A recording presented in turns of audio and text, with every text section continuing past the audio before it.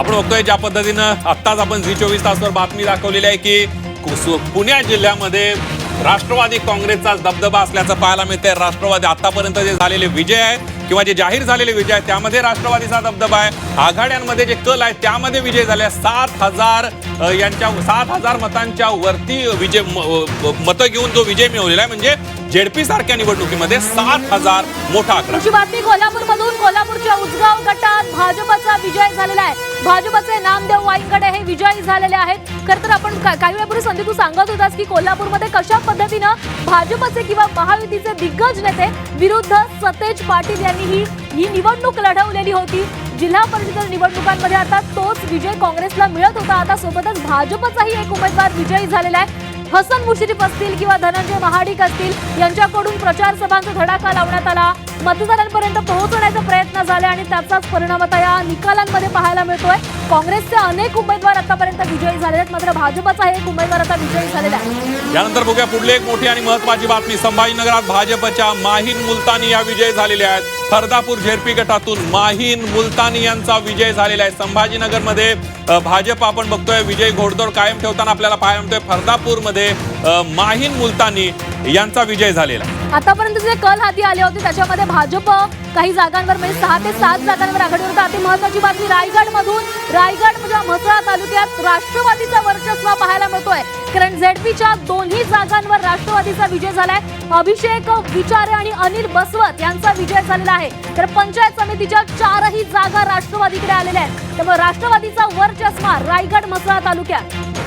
आपण बघतोय रायगडमध्ये राष्ट्रवादीचा वरचष्मा असल्याचं पाहायला मिळत आहे, कारण अभिषेक विचारे अनिल बसवत यांचा विजय झालेला आहे। तर दुसरीकडे पंचायत समितीच्या 4ही जागा राष्ट्रवादीकडे आल्याचं पाहायला मिळत आहे। रायगड म्हसळा तालुक्यामध्ये राष्ट्रवादीचा वरचष्मा असल्याचं पाहायला मिळतं। आतापर्यंत राष्ट्रवादी आणि शिवसेनेमध्ये ही अटीतटीची लढत आपल्याला पाहायला मिळते, मात्र राष्ट्रवादी कुठेतरी आपला दबदबा कायम ठेवताना पाहायला मिळत आहे, दबदबा निर्माण करताना या ठिकाणी पाहायला मिळतंय। कारण राष्ट्रवादीचा जर आपण मसळ्यामध्ये बघितलं तर मोठी कामगिरी करताना संभाजीनगर मधली मोठी बातमी भाजपच्या माहीम मुलतानी या विजय झालेल्या आहेत।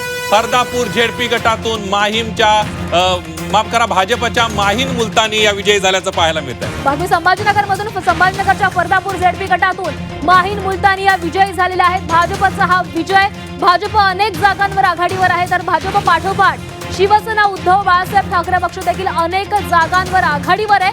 त्यामुळे पालिका निवडणुकांमध्ये भाजप शिवसेना उद्धव बाळासाहेब ठाकरे पक्षाला विजय मिळालेला नव्हता, हवा तसं यश मिळालेलं नव्हतं। त्यामुळे या पंचायत समिती निवडणुकांमध्ये तरी शिवसेना उद्धव बाळासाहेब ठाकरे पक्षाला तसं यश मिळते का हे पाहावं लागणार आहे। आता सध्या बातमी आपण पाहतोय रायगडमध्ये राष्ट्रवादीचा वर्चस्व पाहायला मिळालेला आहे, कारण रायगड म्हसळा तालुक्यामधील 2 जागांवर राष्ट्रवादीचा उमेदवार निवडून आलाय। आता बातमी कोल्हापूर झेडपीच्या 68 पैकी 41 जागांवर काँग्रेस आघाडीवर पाहायला मिळते। जनसुराज्याचे 4 उमेदवार आघाडीवर पाहायला मिळत आहेत, तर भाजपचे 7 उमेदवार हे पुढे असल्याचं पाहायला मिळत आहे।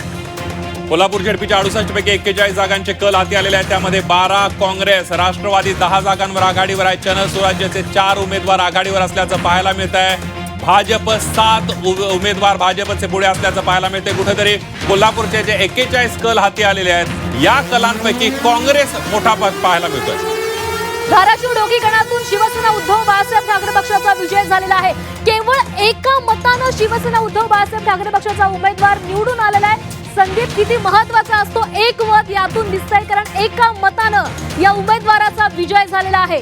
एक मत इतिहास घडविल असं म्हटलं जातं आणि त्यामुळे या निवडणुकीच्या सगळ्या धुराळ्यामध्ये एका मताची किंमत काय हे अमर समुद्रे जे आहेत, या अमर समुद्रे जे विजय झालेले उमेदवार आहेत त्यांना विचारावं लागेल। भाजपच्या निहाल काझी यांचा केवळ 1 मतांनी हा पराभव झालेला आहे, त्यामुळे नक्कीच हा पराभव त्यांच्या जिव्हारी लागणार असं म्हणावं लागणार आहे, कारण तो एक मत ज्या कोणाचा तो एक मत असणार तो खूप महत्वाचा ठरलेला आहे आणि शिवसेना उद्धव बाळासाहेब ठाकरे पक्षाच्या या उमेदवाराचा विजय झालेला आहे। धाराशिव ढोणी गटातून ही महत्वाची आणि मोठी बातमी, एका मतानं या शिवसेना उद्धव बाळासाहेब ठाकरे पक्षाच्या उमेदवाराचा विजय। यानंतर बघूया पुढली मोठी बातमी। सांगलीमध्ये काँग्रेसनं खातं उघडलेलं आहे। कुंडल गटातून काँग्रेसचे ऋषिकेश लाड विजय झालेले आहेत। आताच्या घडीची एक मोठी बातमी, आमदार विश्वजित कदमांचे भाचे असलेले ऋषिकेश लाड विजय झालेले आहेत। त्यामुळे एका दुसऱ्या आमदाराच्या आता नातलगाचा विजय झाल्याचं पाहायला मिळतं। आतापर्यंत जी यादी बघितली तर 4-5 जे नातलग आहेत त्यांचा विजय झालेला आहे। आता एक पुण्यामध्ये महत्त्वाची बातमी आलेली आहे। पुणे महापौरपदी भाजपच्या मंजुषा नागपुरे यांची बिनविरोध निवड झालेली आहे। खरं तर ही औपचारिकता केवळ बाकी होती आणि आता घोषणा झालेली आहे। मंजुषा नागपुरे यांची बिनविरोध निवड झालेली आहे। तर मंजुषा नागपुरे या पुण्याच्या महापौर असणार आहेत। आपण बघतोय पुणे महापौरपदी मंजुषा नागपुरे यांची बिनविरोध निवड झालेली आहे। मंजुषा नागपुरे यांच्या नावावर शिक्कामोर्तब झालेलं होतं। आता औपचारिक घोषणा बाकी होती, मात्र आता बिनविरोध मंजुषा नागपुरे यांची निवड झाल्याचं आपल्याला पाहायला मिळतं। पुण्यातून मोठी बातमी, पुण्याच्या महापौरपदी आता भाजपच्या मंजुषा नागपुरे या विराजमान होणार आहेत, कारण त्यांची बिनविरोध निवड झालेली आहे। खरं तर कालच त्यांचं नाव निश्चित झालेलं होतं, केवळ औपचारिकता बाकी होती आणि आता ही औपचारिकता ही पूर्ण झालेली आहे। बिनविरोध मंजुषा नागपुरे या निवडून आलेल्या आहेत। यानंतर बघूया पुन्हा एकदा निकालाकडे वळूया। कोल्हापूर जेडपी मध्ये काँग्रेस उमेदवाराचा विजय झालेला आहे। शिये जिल्हा परिषदेमध्ये हमू पाटील यांचा विजय झाल्याचं पाहायला मिळतंय। काँग्रेसचे हमू पाटील 2531 मतांनी विजय झालेले आहेत। त्यामुळे काँग्रेसनं शिये मतदारसंघातून शिये झेडपी गटातून विजय मिळवलेला आहे। तर कोल्हापूरमध्ये काँग्रेस सध्या आघाडीवर पाहायला मिळते। अनेक ठिकाणी काँग्रेसचे उमेदवार आघाडीवर आहेत। आता काँग्रेसचा हा विजय, हमू पाटील हे 2531 मतांनी विजयी झालेले आहेत। शिये जिल्हा परिषदेमध्ये हमू पाटलांचा हा विजय झालेला आहे। कोल्हापूर जेडपीमध्ये काँग्रेस उमेदवारानं विजय मिळवलेला आहे। आपण ज्या पद्धतीनं म्हणत होतो की महायुती विरुद्ध सतेज पाटील अशा प्रकारचा सगळा कोल्हापूरमधला सामना होता, तसा सामना महापालिकेमध्ये बघितला होता, तसा जेडपी आणि पंचायत समितीमध्ये सुद्धा पाहायला मिळाला। पुढची महत्वाची बातमी, कोकणातून आमदार भास्कर जाधवांचा मुलगा आघाडीवर आहे।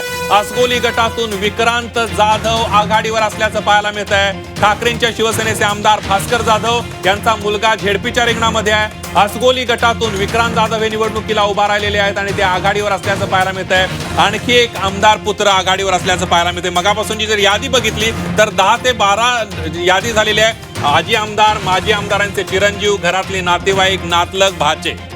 भरत गोगावलेंचा मुलगाही काही वेळपूर्वी आपण पाहिलेला होता, तो देखील आघाडीवर आहे। विकास गोगावले आघाडीवर आहेत। आता जाधवांचा आता सांगलीमधून बातमी, सांगली जत तालुक्यात राष्ट्रवादीनं आपलं खातं उघडलेलं आहे। राष्ट्रवादीच्या सावित्री तमनगौडा या विजयी झालेल्या आहेत। सांगली जत तालुक्यामध्ये राष्ट्रवादीनं आपलं हे खातं उघडलेलं आहे। सावित्री तमनगौडा यांचा विजय झालाय। यानंतर बघूया पुढली मोठी बातमी, साताऱ्याच्या खटावमधून प्रिया शिंदे विजय झालेल्या आहेत। आमदार महेश शिंदेच्या पत्नी विजय झाल्याचं पाहायला मिळत आहे। आताच्या घडीची एक सगळ्यात मोठी बातमी, साताऱ्यातून खटावमधून प्रिया शिंदे यांचा विजय झालाय। महेश शिंदे हे विद्यमान आमदार आहेत आणि त्यांच्या पत्नीनं विजय मिळवला। बातमी अक्कलकोटमधून भाजपचे विनोद मोरे विजयी झालेले आहेत। कुर्नूर गणातून भाजपचे विनोद मोरे विजयी झालेले आहेत। अक्कलकोटमधून ही मोठी बातमी, भाजपचे विनोद मोरे हे विजयी झालेले आहेत। सोलापूरमध्ये भाजप एक हाती सत्ता आणतंय का काय अशा चर्चा आहेत, कारण सोलापूरमध्ये मोठ्या संख्येनं भाजपचे उमेदवार विजयी होताना दिसत आहेत। अगदी सोलापूर महापालिकेमध्ये जर आपण बघितलं तर भाजपनं एक हाती सत्ता मिळवलेली आहे, मात्र सोलापूर ग्रामीण मध्ये काँग्रेसचं काही प्रमाणामध्ये वर्चस्व आहे। सोलापूरच्या खासदार प्रणिती शिंदे आहेत, मात्र काही या सगळ्या जे निकाल येत आहेत त्यामुळे काँग्रेसचं काहीच दिसत नाही, कारण भाजपचे उमेदवार विजयी होताना दिसत आहेत। सुरुवातीचे कल तसेच होते, विजयही तसेच लागताना पाहायला मिळतात। ज्या पद्धतीनं म्हटलं जात होतं की सोलापूर शहर काँग्रेसकडून निघालंय, ग्रामीण भाग पण निसटलाय का काय? संदीप परभणीमधून आलेली आहे। परभणी टाकळी कुंभकर्ण मधून शिवसेना उद्धव बाळासाहेब ठाकरे पक्षाच्या प्रतीक्षा यांचा विजय झालेला आहे। कुंभकर्ण गटामध्ये शिवसेना उद्धव बाळासाहेब ठाकरे पक्षाच्या प्रतीक्षा जयस्वाल या विजयी झालेल्या आहेत। परभणीमधून ही मोठी बातमी, परभणीमध्ये शिवसेना उद्धव बाळासाहेब ठाकरे पक्षानं खातं उघडलंय। प्रतीक्षा जयस्वाल या विजयी झालेल्या आहेत। टाकळी कुंभकर्ण गटामधून ही मोठी महत्वाची बातमी, शिवसेना उद्धव बाळासाहेब ठाकरे पक्षाच्या प्रतीक्षा जयस्वाल या विजयी झालेल्या आहेत। शिवसेना उद्धव बाळासाहेब ठाकरे पक्षाच्या प्रतीक्षा जयस्वाल यांचा विजय झालेला आहे। परभणीच्या टाकळी कुंभकर्ण मतदारसंघातून त्या विजय झाल्या आहेत। पुढली मोठी बातमी, पुरंदरमधून राष्ट्रवादीच्या अर्चना कटके विजय झालेल्या आहेत। गराडे गटातून अर्चना कटके यांनी विजय मिळवलेला आहे। दिवे गणातून राष्ट्रवादीचे अमित झेंडे विजय झालेले आहेत। पुणे जिल्ह्यातल्या पंचायत समिती असतील किंवा पुणे जिल्ह्यातले जे झेडपीचे सगळे गट असतील, यामध्ये राष्ट्रवादीचा दबदबा पाहायला मिळतोय। आतापर्यंत जे निकाल आले, आतापर्यंत जे सगळे कल आले, त्यामध्ये राष्ट्रवादी आघाडीवर आहे। दिवे गणातून राष्ट्रवादीचे अमित झेंडे हे विजय झालेले आहेत, तर दुसरीकडे गराडे गणातून अर्चना कटके या सुद्धा विजय झालेल्या आहेत. पुरंदर मधला हा विजय आपल्याला पाहायला मिळतो. अर्चना कटके यांनी विजय खेचून आणलेला आहे. त्यामुळे राष्ट्रवादीचा एक वर्चस्व आपल्याला संपूर्ण पुणे जिल्ह्यामध्ये पाहायला मिळतोय. पुणे जिल्ह्यात केवळ राष्ट्रवादी आघाडीवर नाहीये तर राष्ट्रवादीचे उमेदवार आता विजयी देखील होऊ लागलेले आहेत. गराडे गणातून अर्चना कटके या विजयी झालेल्या आहेत. पुरंदरमधून राष्ट्रवादीचा हा विजय, अर्चना कटके या विजयी झालेल्या आहेत. तर पुणे जिल्ह्यात सध्या राष्ट्रवादीचा वर्चस्व, कारण सर्वाधिक जागांवर राष्ट्रवादी आघाडीवर